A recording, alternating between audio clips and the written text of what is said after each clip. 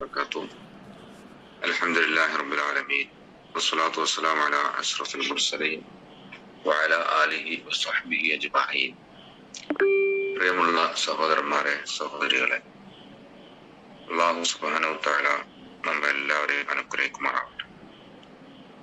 നമ്മൾ റമളാനിൽ അനുഷ്ഠിച്ചിട്ടുള്ള എല്ലാ സൽക്കർമ്മങ്ങളും പടച്ച റബ്ബ് നമ്മിൽ നിന്നും സ്വീകരിക്കുമാറാവട്ടെ. പടച്ച റബ്ബ് ഖുർആനിലൂടെ നോമ്പിന്റെ ലക്ഷ്യമായി പറഞ്ഞ കാര്യം നമുക്കറിയാം.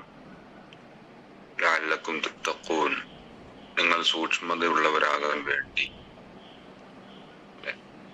ആ ഒരു ലക്ഷ്യം നമ്മുടെ ജീവിതത്തിൽ നേടിയെടുത്തോ ഇല്ലേ എന്നൊരു ആത്മപരിശോധന ഇനിയുള്ള ദിവസങ്ങളിൽ നമ്മൾ നടത്തേണ്ടതുണ്ട്. റമളാന്റെ മുമ്പുള്ള ഷഅബാനും റമളാന്റെ ശേഷമുള്ള ശവ്വാലും തമ്മിൽ എത്ര വ്യത്യാസമുണ്ട് എന്ന് നമ്മൾ സ്വന്തം ജീവിതത്തെ മുൻനിർത്തിക്കൊണ്ട് പരിശോധിക്കണം. കാരണം വെറും നോമ്പിന് വേണ്ടി ഒരു നോമ്പ് അല്ല അള്ളാഹു നിർബന്ധമാക്കിയത്, മറിച്ച് ജീവിതത്തിൽ തഖ്വ ഉണ്ടാകാൻ വേണ്ടിയിട്ടുള്ള നോമ്പാണ് അള്ളാഹു നിർബന്ധമാക്കിയിട്ടുള്ളത്.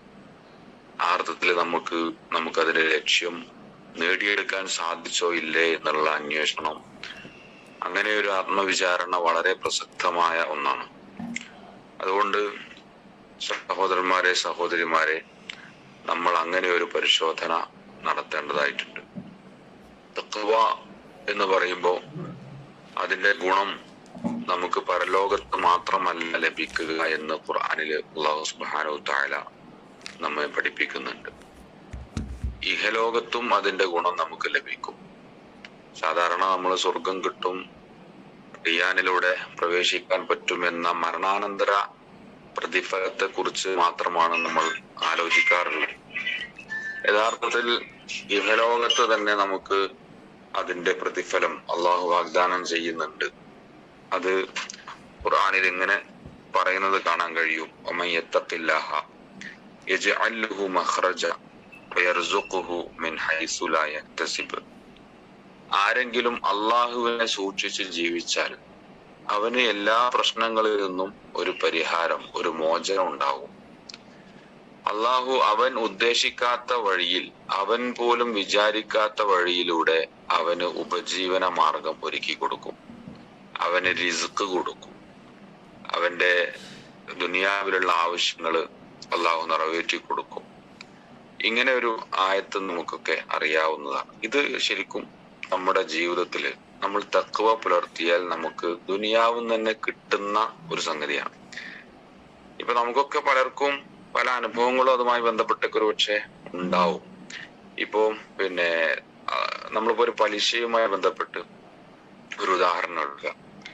എന്തെങ്കിലും ഒരു പ്രയാസം ഉണ്ടാകുമ്പോഴേക്ക് നമുക്ക് പണ്ടം പണയം വെച്ച് അല്ലെങ്കിൽ ആധാരം പണയം വെച്ചൊക്കെ നമ്മൾ പലിശക്ക് ലോൺ എടുക്കുന്ന ഒരു സിസ്റ്റം പലപ്പോഴും വ്യാപകമാണ് മുസ്ലിം സമുദായത്തിൽ.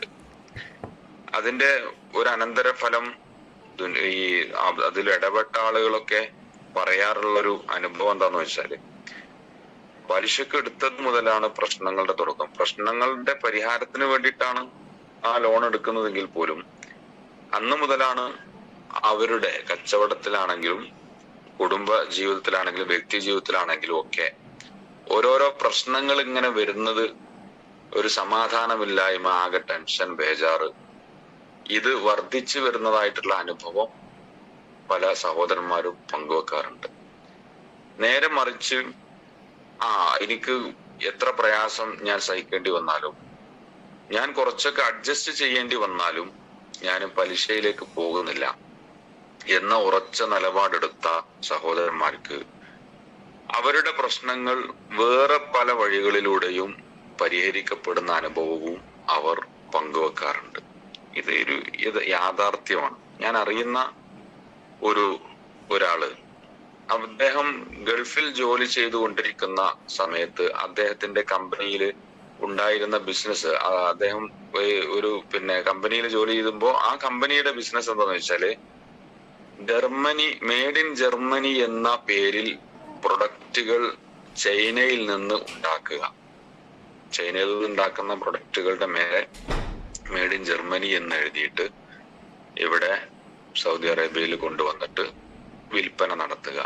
അപ്പോ ചൈനയുടെയും ജർമ്മനിയുടെയും വ്യത്യാസം പിന്നെ വലിയ വ്യത്യാസമാണ്. ക്വാളിറ്റിയിൽ, അതിന്റെ വിലയിലും വ്യത്യാസമാണ്. അപ്പോ ആളുകളെ പറ്റിക്കാനുള്ള ഒരു ടൂളായിട്ട്, വഞ്ചിക്കാനുള്ള ഒരു ടൂളായിട്ടുള്ള ഒരു ബിസിനസ് ആണ് അവർ നടത്തിയിരുന്നത്. അപ്പോ ഈ സഹോദരൻ പിന്നെ കുറച്ചു കാലം അവിടെ ജോലി ചെയ്തപ്പോ ഇങ്ങനെ ആലോചിച്ചു, ഞാനിപ്പോ എന്റെ ആയുസ് ഈ ഒരു ഹറാമ് ചെയ്യുന്ന ഈ കമ്പനിക്ക് ഞാൻ കൊടുക്കേണ്ടതുണ്ടോ? നല്ല സാലറിയും ഫാമിലി സ്റ്റാറ്റസും ഒക്കെ ഉള്ള നല്ലൊരു പിന്നെ ഒരു പോസ്റ്റായിരുന്നു അദ്ദേഹത്തിൻ്റെത്. അപ്പോ അദ്ദേഹം തീരുമാനം എടുത്തു, എനിക്ക് വേണ്ട, ഈ ജോലി വേണ്ട, എനിക്ക് പിന്നെ ഇവിടെ ഇനി വേറെ ജോലി കിട്ടിയിട്ടില്ലെങ്കിൽ കുഴപ്പമില്ല, ഞാന് അവിടുന്ന് ഒഴിവാകണമെന്ന് പറഞ്ഞ തീരുമാനം എടുത്ത് അദ്ദേഹം നാട്ടിലേക്ക് വന്നു. അദ്ദേഹത്തിന്റെ മുമ്പിൽ വേറൊരു വഴിയൊന്നുമില്ല, വേറൊരു ഉപജീവന മാർഗം ഒന്നും നാട്ടിലില്ല, വളരെ ശൂന്യമായിരുന്നു. അപ്പോ വലിയൊരു സാലറിയിൽ നിന്ന് അതെല്ലാം ഒഴിവാക്കി പോരുമ്പോഴുള്ള ആശങ്കയും ബേജാറൊക്കെ അദ്ദേഹം അനുഭവിച്ചിരുന്നു എന്ന് പറഞ്ഞു അദ്ദേഹം. ഏതായാലും നാട്ടിൽ വന്ന് കുറച്ചു കാലം കഴിഞ്ഞ ശേഷം അദ്ദേഹത്തിന്റെ മഈശത്ത് ഗൾഫിലുള്ളതിനേക്കാളും വർദ്ധിച്ച അനുഭവം അദ്ദേഹം പങ്കുവെക്കുകയുണ്ടായി. എന്നുവെച്ചാൽ അദ്ദേഹത്തിന്റെ വീട് നിൽക്കുന്ന ആ സ്ഥലത്തിന്റെ അടുത്ത് തന്നെ അദ്ദേഹം ഒരു സംരംഭം തുടങ്ങുകയും മെയിൻ റോഡിൽ നിന്ന് ഒരു 1/2 കിലോമീറ്ററോളം ഉൾഭാഗത്തായിട്ട് പോലും ആളുകൾ അദ്ദേഹത്തെ തേടി പിന്നെ ദിവസവും തോറും അങ്ങനെ വരികയും വലിയ അന്ന് ഗൾഫിലുണ്ടായിരുന്ന അദ്ദേഹത്തിന്റെ ആ ജോലിയുടെ ഒരു 4 ഇരട്ടിയോളം വലിയൊരു വരുമാനം പടച്ച റബ്ബ് അദ്ദേഹത്തിന്റെ വീടിന്റെ അടുത്ത് ഒരുക്കി കൊടുക്കുകയും ചെയ്തൊരു അനുഭവം പങ്കുവെക്കുകയുണ്ടായി. സഹോദരന്മാർ, ഇതൊക്കെ ഒരു യാഥാർത്ഥ്യമാണ്. നമ്മൾ പടച്ചവനെ ശരിക്കും വിശ്വസിക്കുക എന്നുള്ളതാണ്. അതുപോലെ പടച്ചറബിന്റെ നിയമങ്ങളെ അത് എത്ര നമുക്ക് പ്രത്യക്ഷത്തില് നമുക്ക് നഷ്ടമായിട്ട് തോന്നുകയാണെങ്കിലും അത് പിന്നെ അതിലുള്ള എല്ലാ നഷ്ടവും സഹിക്കാൻ ഞാൻ തയ്യാറാണ്. അതുകൊണ്ട് എനിക്ക് എന്തൊക്കെ നഷ്ടപ്പെടും അതൊക്കെ ഞാൻ അത് സഹിച്ചോളാം എന്നുള്ള ആ തവക്കുലിന്റെ ഒരു നിലപാടുണ്ടായോ. ഞാൻ എന്റെ റബ്ബിനെ ഏൽപ്പിക്കുകയാണ്, എന്റെ റബ്ബിനെ ഞാൻ ഏൽപ്പിച്ചു, എന്റെ കാര്യങ്ങളൊക്കെ അവനെ ഏൽപ്പിച്ചു എന്നുള്ള ആ വഅലാ റബ്ബിഹിം യതവക്കലൂൻ എന്നുള്ള ആ ആയത്തിൽ തന്നെ പറയുന്നുണ്ട് അത്തരത്തിലുള്ള ആളുകളുടെ സ്വഭാവത്തെ കുറിച്ച്. അങ്ങനെ ഒരു സ്വഭാവം, അങ്ങനെ ഒരു ശീലം, അങ്ങനെ ഒരു ഈമാൻ, അങ്ങനെ ഒരു തഖ്വ, അങ്ങനെ ഒരു തവക്കുല് നമ്മുടെ ജീവിതത്തിൽ ഉണ്ടെങ്കിൽ യാതൊരു സംശയവുമില്ല, നമ്മൾ വിജയിക്കും. ഈ ദുനിയാവിലും വിജയിക്കും, ആഖിറത്തിലും വിജയിക്കും. അല്ലാഹു സുബ്ഹാനഹു വ തആല അങ്ങനെയുള്ള വിജയികളുടെ കൂട്ടത്തിൽ നമ്മെ എല്ലാവരെയും ഉൾപ്പെടുത്തുമാറാവട്ടെ. എല്ലാ അർത്ഥത്തിലും പടച്ചവനെ സൂക്ഷിച്ചുകൊണ്ട് ജീവിക്കാൻ രഹസ്യ ജീവിതത്തിലും പരസ്യ ജീവിതത്തിലും വ്യക്തി ജീവിതത്തിലും രാഷ്ട്രീയ ജീവിതത്തിലും സാമ്പത്തിക ജീവിതത്തിലും കുടുംബ ജീവിതത്തിലും ഒക്കെ പടച്ചറബിന്റെ കൽപ്പനകൾക്കനുസരിച്ച് നമ്മുടെ ജീവിതത്തെ ചിട്ടപ്പെടുത്താനുള്ള തൗഫീഖ് അള്ളാഹു നമുക്ക് എല്ലാവർക്കും നൽകി അനുഗ്രഹിക്കുമാറാവട്ടെ. പോരായ്മകളൊക്കെ അവൻ പരിഹരിച്ചു തരുമാറാവട്ടെ, പുറത്തു മാപ്പാക്കി തരുമാറാവട്ടെ. റബ്ബനാ ആതിനാ ഫിദ്ദുനിയ ഹസനതൻ വഫിൽ ആഖിറതി ഹസനതൻ വഖിനാ അദാബന്നാർ. വസല്ലല്ലാഹു തആല അലാ സയ്യിദിനാ മുഹമ്മദ്. അസ്സലാമു അലൈക്കും വറഹ്മത്തുള്ളാഹി വബറകാതുഹു.